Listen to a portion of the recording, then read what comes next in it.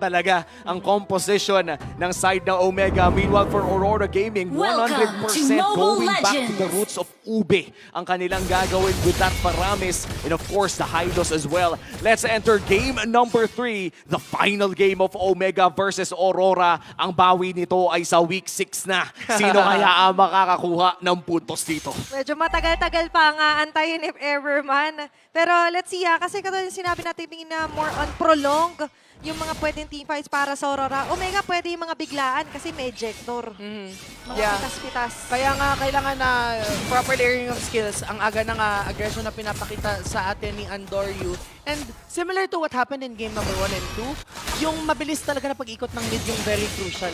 Oo, tsaka tingnan mo, ang aga na naman pumasok Yeah. ng Omega. Super Yoshi! Sabi mo kasi yung super aga yung kailangan nila. Kaya super Oy! aga na kay Wow! Super. What a save here from Okir. At na-highlight na naman yung mga deadly grass na gano'n na magagaling sa Vexana. The escape artist does it again. Pero this time around, kinailangan ng tulong ni Okir. Kamuntikan talaga siya doon. Gapiso na lang ang buhay. Sumakto pa yung shield ng ejector state. Parang ano talaga yun, no? Mapapatawag ka sa lahat ng dapat mong tawagin para nang mabuhay ka. Kasi sobrang crucial nun, napakas na siya ng flicker. So kung hindi pa siya mabuhay, sobrang lugi. Oo, saka high risk taker talaga siya sa mga Sobrang ganong lalim galaw. niya. Oo, Super Yoshi, parang may agimat. Hindi na mamatay kahit 50 na lang ang buhay. At again, niligtas siya ni Okir doon. No? Si Okir yung agimat niya. Pero dahil doon ay wala na siyang flicker dito sa pinakauna nating turtle fight. Medyo malaking bagay yon if you're a roamer. Yeah, by the way, maganda yung ginawa dito ng OMG na nag-clear si Luis sa mid. Ibig sabihin, mas mabilis silang mauuna sa Turtle. Level 4 na din sila. Si Super Yoshi, pwede niya i-clear yung XP kung gusto niya. Wow! Oh, akaso flicker, pasok na nga lang din. Nandun yung onward and then shirt. Batter play! Hindi for si It's going to be a first blood na nga lang din na makukuha. Pero at the same time, di sila Wow! magtatanggalan. Si Demon Kite pa ang makakakuha ng unang turtle. Sign of the Pogi yon, Demon Kite. 3 dash para makatakas. Tapos may retring kasabay. Hindi na siya nakatingin sa Lord. Uy, what a play mula kay Demon Kite. Okay. Alam mo, I think naging parang beneficial yun sa side ng Aurora. Akala ko malulugi sila dun sa teamfight ngayon kasi hindi pa level 4 si Uwe, wala pa siyang Netherrealm. But maaga nilang na-pick off si Andoryu, which meant na sobrang daling i-secure for Demon Kite nung first turtle ng laban. Oo, kakaiba din kasi talaga no, yung timing na kailangan mong makuha for Demon Kite. And yung nagawa na rin ng Omega na grabe yung pag-commit. Kumbaga nag-flicker na ginawa na ang lahat para makakuha ng isa. And that's why Aurora taking the lead, 500 gold lead pa lamang. Yoshi! Kasi ito na nga lang din, ready agad ang magiging sagot ng Sport Omega. Hahabol dito sila Demon Kite. Talaga naman pinupuksa ang mga members dito ng Sport Omega. Grabe rin naman talaga mga tauriente. Damay-damay dun si Andoryu at Ukir. Binuhay pa ng revitalize ni Rene J. Wow. Grabe yung ganung pagbabad ni Demon Kite, knowing fully well na nag-fully proc yung kanyang ulti, yun yung magiging maganda kapag joy ka. Oh, pero makakatakas pa rin naman dito si Demon Kite. And the cycle na ay for extra measure. Tapos maglalakad pabalik ng gold lane si Jome. So this might just mean na makakuha pa ng additional gold yung Granger. But that was a nice attempt. Yeah. Maganda naman yung ginawa doon ni Jome. Maaabutan pa rin niya ang kanyang wave. Pero i-intercept ni Rene J. Oh, ang ganda nung ginagawa nila 1/4 dito. na lang. And of course, nakikita natin kahit Super Yoshi, medyo tricky na pumasok sa part na yon. Yeah, kasi right now, nagkaroon ng 200 gold dun si Demon Kite from farming that energy plate. So right now, lamang talaga siya in terms of gold against Big J. At nakikita natin yan, no? Dahil 1,000 na nga ang lamang ng Aurora Gaming as the second turtle of the game spawns. Mauunang pumuesto ang Aurora Gaming at mukhang magbubush control lamang dito ang Omega. May chance naman pumalag pero hindi hata alam ng Aurora na napakalayo pa ng mga miyembro ng Omega dito. Pero as much as possible, nagre-risk control dito si Rene J. Makikita niya rin naman si Super Yoshi na naghahanap ngayon ng target. Ganda But ng instead, zone. sila ngayon ang mazozone out. Hanggang gano'n lang dito ng Glorious Pathway kung kaya naman magiging enough ang kanilang zone and box out to remove Super Yoshi. Oo, saktong-sakto, no? Mukhang alam na ng Aurora Gaming na sapat na nga ang kanilang bawas para lumaban sa early game ng Omega. Grabe yung ginawa ni dun. ni Rene J. Nakatayo siya dun sa diagonal. Sige, subukan niyang pumasok.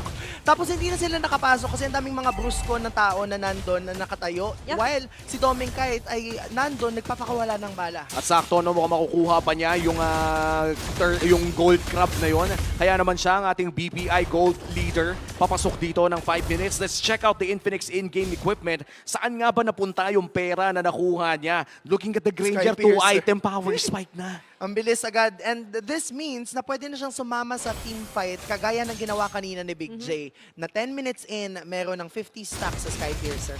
So, pinilit nilang Ang sakit mas niyo. umagap. So, papasok naman dito yung paldoming era. Correct. Kasi maagap at maaga rin siya ngayon na makakapag-rotate kasama nila Yue. Oo, at wag natin kakalimutan at mamaliitin na nandito pa rin naman yung Lason factor ng Omega. You have a Joehead, you have a Moskov. Ang daming displacement din na meron ang side ng Omega. Kung may masyadong lumalim for Aurora MLBB, ay pwedeng may mangyaring masama at pwedeng magkaroon ng isang possible turnaround. So kailangan pa rin maging maingat if you're Aurora Gaming, especially no, na nandito pa lang tayo sa punto na 3,000 Maaga pa pa. lang Oo. yung kanilang lead. Tingin ko din sobrang nag-iba yung dynamics ng OMG kasi kanina minimirror nila yung ginagawa ng Rora but now gusto nilang i-capitalize yung Moskov, yung existence ng Moskov. Kaya nga si Joma yung nakasplit kasi kaya niyang i-cast yung kanyang arrow of destruction para makaabot sa kung saan man mangyayari yung susunod na teamfight. At iba ata yung balak ng Aurora dito, no? Ipupush ata nila yung bottom lane pero sakto mag-rotate na agad for the last turtle of the game. Edward sisilip pero walang makikita sa loob ng push. Joe magpapakita na and here comes the vision coming in from the Death Sonata. Doon ako nadadayaan sa Death Sonata, men. Masakit na nga, may vision pa yun. Yeah. Tsaka ang ganda ng pag-cloud over lagi ni Yue for the additional assistance kung meron mamagiin. Speak of in, nandito na nga lang din tayo sa loob ng Turtle Pit. Sinisimula ni Doming kahit nag-aantay sila kung sakali mang may lalalim. Kaso doon sa may Ayan pinakalikod na nga. ng una ng alin ng mga pagdabog kay Wow! Edward. Destruction in from Job. Taking out the turtle from the hands of Aurora. Distraction mula sa Omega, tapos distraction naman mula kay Jome. Steals away the turtle. Napakagandang pag-agaw pero lamang pa rin naman yung Aurora Gaming. Parang binigyan na lang niya ng bonus ang Omega. Grabe yung ginawa niya kasi kanina muntikan niya manakaw yung purple buff ni DK. Oo. Pero ngayon ang nanakaw na niya Nanakaw. officially ay yung turtle. So ibig sabihin for OMG, yun yung breather na kailangan nilang makuha. And by the time comes na mag-power spike na sila, that's the time for them to go up. Ang lupit nito, no? Medyo vision lang pala yung kailangan niya para tumira ng dress doon sa may bandang ibaba. Tsaka At grabe rin tuloy yan. yung split push niya eh. Tsaka kung vision lang din, may mga blind spot kasi sa vision. At yun yung kinakapitalize Ayan ni na Joe. siya. O, diba? Sa may Ayan, kabilang tingnan lane. natin ang ating replay. Paano nga ba nanakaw ni Omega ang turtle na yon mula sa may bandang ibaba? Ay hindi siya kita. Tapos binato yung Spear of Destruction. Pumutok kay Doming. Ayun. Tapos nag-AOE doon sa turtle. I think nabitawan ng maaga ng kanyang team yung vision sa Lord. Oo. So inano talaga yun, tansya na para okay, ganito pa kadami yung health. And with that, again, kagaya na nabanggit natin, very magkaiba yung ginagawa ng parehas nating kupunan. But the moment na makisama itong si Big J, I think that's when the entire clash will make sense for Smart Omega. Close game pa rin ang ating natutunghayan. 2,000 lamang ng Aurora Gaming. Hindi pa nga tayo nakakakita ng mga Faramis Ultimate. Wala pa tayo nakikita ng NetherRealm team fight. Ganun pa yung lalim ng pwedeng gawin ng Aurora Gaming. Sariwa pa yung Sariwa pa. Wala pang NetherRealm na nababato dito. Kumbaga, mga bago pa, brand new pa yung mga kits na dala-dala dito for Yes. Aurora. Even for Smart Omega, di ba? Uy, pero medyo tricky ito Si Jom nakaramdam.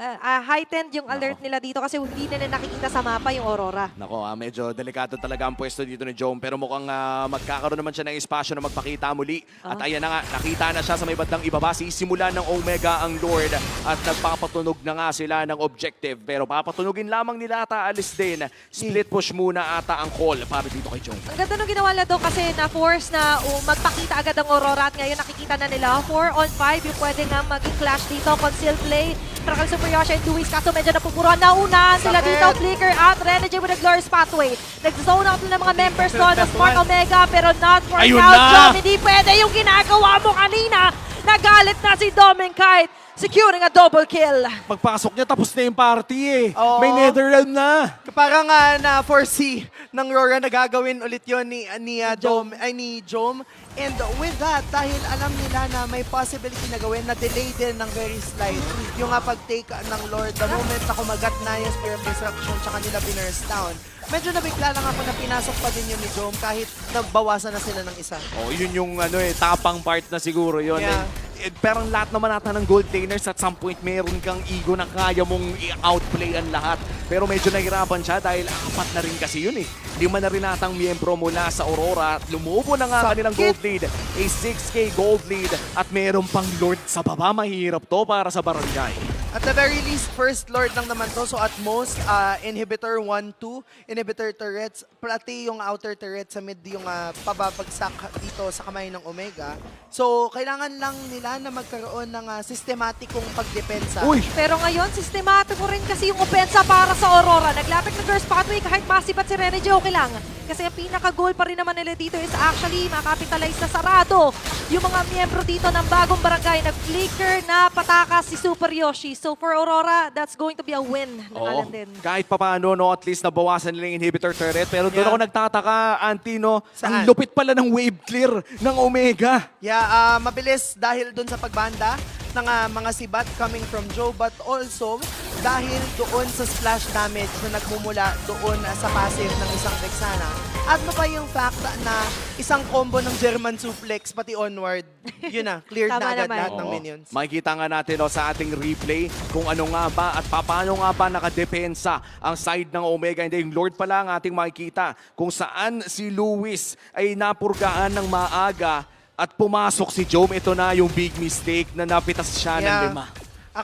I think parang nagkaroon lang na miscommunication or something na parang abak na muna tayo. Kaya lang for Jom, inassume siguro niya na kaya niya pang lumaban. Kasi I think nandun naman na siya sa point na meron na siyang 3 core items or at least 4. Kasi 12 minutes in na rin naman tayo sa laban. Oo, nakakabigla din yun. Yung mga Moskov na papasok ng naka-max tax. Ayan Yung, na nga, tatlo. napakasakit po niyan. So, feeling ko isang ganun pa. Pero may kasama siya. That would have been a team fight for Perfect. Omega. Pero yan na nga ay sumasakit na at lumalaki pa ang gold lead ng Aurora Gaming. Kaya naman habang tumatagal itong laro na to, mukhang pupuso sa split push ang Smart Omega. At doon naman somehow tinitignan ng Aurora, nag-advance thinking din sila. Nandiyan yung advanced reading na baka meron nga nagtatago dito. So might as well check every brush na nadadaanan talaga nila. Oo, disiplina din kasi yun eh. Especially if you're playing the Granger, pwede kang bumato lang ng Death Sonata sa bawat checkpoint na madadaanan mo. Madali lang. Oo. Siguro ano din, kasi larong-laro sa kanila yung brushes kanina nung Luis sila. So alam nila kung ano yung dapat gawin. Oo, pero ito yung dapat nilang gawin Grabe. talaga. Pumuro na naman ang isa. At yung Lord ay makukuha pa rin naman dito ng Aurora. And for this round, hindi naman papasok at lalalim si Big J. Oo, tumama na naman. Maganda ang Nakakatakot, angulo. no? Kumbaga, laging tumatama yung mga Spear of Destruction dito ni Jom. Sadyang medyo mahirap lang talaga gawin yun. No? Didikit sa basket pero hindi laging pasok sa goal. In Aurora Gaming with a 7K gold lead, na natin ang ating Infinix in-game equipment. Sino ba yung kailangan nating matahan if we're looking at Aurora MLBB? Granger lang talaga. Actually, malaki na din yung damage output na meron si Demon Kite. 1 item left bago makapag-lock. Tapos ngayon ay si Doming Kite, ang ating Kite Brothers, ay nagpapakitang gilas talaga. So now, dapat ang magiging matter ay kung sino yung makakapag-kite ng kalaban while dishing out damage. This is the second Lord of the game. Ibig sabihin ito ay dumadamba na. Correct. And this might just mean na makalapit lang itong Lord na to ay basag na agad yung bandang ibaba. Kaya naman ibibigay na ata ito na Smart Omega. Mid lane ng punteriya ng Aurora Gaming. Op, Nagamit ayan na na rin nga. ang Glorious Pathway. At naglatag na nga lang din agad dito ang members ng Aurora ng ganong klase na carpet. Just so nakita nila kung may kakagat, may lalalim ba for the side of Smart Omega. Pero mukhang si Renege ang lalalim ng konti. Sumilip lang kung kamusta nga ba ang Sakit ng vicinity Rhapsody. dito ng barangay. Apakasakit ng mga bala na nanggagaling dito kay Doming Kite kung kaya tinatry na Smart Omega imbes sila para i-juggle ito. Anti-def ata ang jutsu ng Omega. Pero tumama Ay, naman yung mga uy. tentacles ni Oo. Edward. Super Yoshi, low HP. At wala na nga yung mga Mega Minions. Clear speed is real para sa Omega. Vexana, Edith, may Jom ka pa. Actually, tapos i-add mo pa ng yung fact na a Jawhead can clear a lane also pretty well. So, yung pinapakita ngayon ng OMG ay ito yung strength na meron, yung lineup na meron sila. Kaso Pero nakita, nagkaroon sila ng vision dito kay Super Yoshi. Dominkai with a mega kill. Sakto yung Papasukin Nether, pa! papasok pa, My gosh! magka-dive in pa. Dadabog ng konti dito si Edward. Nandun yung suplex na magkagaling kay Luis. Kaso nga lang yung damage is too much to handle. Ay. As members of Aurora will take down 3 members. Teka lang! Pero si Joe Na. Big J will get a big W with a double kill. 3-4-2 ang palitan natin. May Spear of Destruction pa pero mukhang hindi na niya iaasim pa. Nice defense mula sa Omega. Nakakuha pa ng 2 kills pero 8k pa rin ang Goldie. Demon Kite and Demon Dominkite nandito pa rin. Okay, the Kite Brothers are in. And they want to tore down that last inhibitor. Third sa may Tumama! matataas na nakikipag-outplayan dito. Si Job kay Dominkite may immortality down na mapabro. No way! Kaso nga lang, No aabot way! niya pinakahuling si Bata. Si Job ay No! abante at si Yume din ay tatanggalin. Grabe rin naman yung offense ang ganun. Big J with the big play. Paano ka ba nangyari yun? Ang ganda na pagkakakonekta ng kanyang Spear of Destruction and from then on, it was pure micro. Wow. Pindutan, malala, basic skills, lahat na yata na pwedeng pindutin. Kukomment ko din naman si Domen kasi naging maganda yung pag-transition niya from Wind of Nature to Immortality, di ba? Hindi lang enough talaga. Pero absolute cinema kasi ngayon, ang bilis na conversion ng Smart Omega eyeing onto the sides ng Lord at si Okay. Edward, pati sila Renegade ngayon ay tinatry yung best nila si Demon kahit na medyo may ejector pero sumayawan si Edward na makakasecure ng Lord. But at what cost yung buhay niya ang kanyang magiging kapalit. Sulit ata yun para sa Aurora. Yeah. The sacrificial play from Legend Zero. Lalo na ngayon, magsuspawn na yung Lord and lugi in terms of lane management ng OMG kasi wala na silang natitirang turrets sa top. Gapiso na lang isa. Yung Pobius pa yung nakakuha. What a play coming in from Aurora Gaming. Kailangan na naman dumepensa ng Omega. Kung makadepensa pa sila dito, ito na ata yung turnaround na inihintay ng barangay. Pero kung tatapusin na ng Aurora, isang puntos na naman na mawawala sa kamay ng Smart Omega. Here comes the Lord Push. Paano ito dedepensahan ng barangay? Okay, ganito kalapit na nga lang din ang Aurora for that win. Pero ayaw ibigay ito basta-basta na Smart Omega. Napakasakit na mga death zone natin na nagagaling dito kay Dominkite. But at the expense naman of Smart Omega, natunaw at nakadepensa Bilis. sila doon sa Lord na yon. Mukhang long game to Chantel Ay, 17 minutes in. Hinihintay pa rin natin. Saan ba nakaupo si Chantel? Asan ba yun? Nawala kasi dito eh. Okay lang yan. Umabot na tayo sa punto na hindi na nagmamatter yung gold lead men. Malapit na eh. Kapag, kasi ang mahirap na dito, mahaba na yung death timers. So, kapag nag-lead up to the objectives, which is 90 seconds pa naman, yun yung pinaka magiging crucial setting up for this third Lord na to eh, paglabas. So, ito na yung evolved Lord. Oo, teka lang mukhang gusto na tapusin ng Omega to. Okay, may starter na nga lang din ng Spirit of Destruction pero hindi pa na mapapasok agad si John. Pero sabi ko nga Ay! ngayon, pumasok tapos napatay lang din naman ang mga death zone natin kumukonekta. Ay! Naging double kill pa nga lang dahil si Uker ay wala nang tatakbuhan pa dahil ibabaw na siya doon ng Aurora. 2 members left to defend for their base. May nakaangat pa minion wave dito sa may bandang taas. Kaliwat kanan ng tingin para dito sa Sabuano Pride pati sa Bangungot. Pero tila ba sila yung binabangungot dahil papasok ang Aurora at tatapusin na nga ba Walang itong minion? series na ito dahil Ayun, i-make sure nila na iwa-wipe out pa nila ang bagong barangay. Aurora Gaming with the win! May sinubukan ng Smart Omega with that potential final play. Pero final play talaga ang nangyari doon with the comeback coming in from Aurora Gaming. Takes the series, takes another point, remains undefeated. Wipe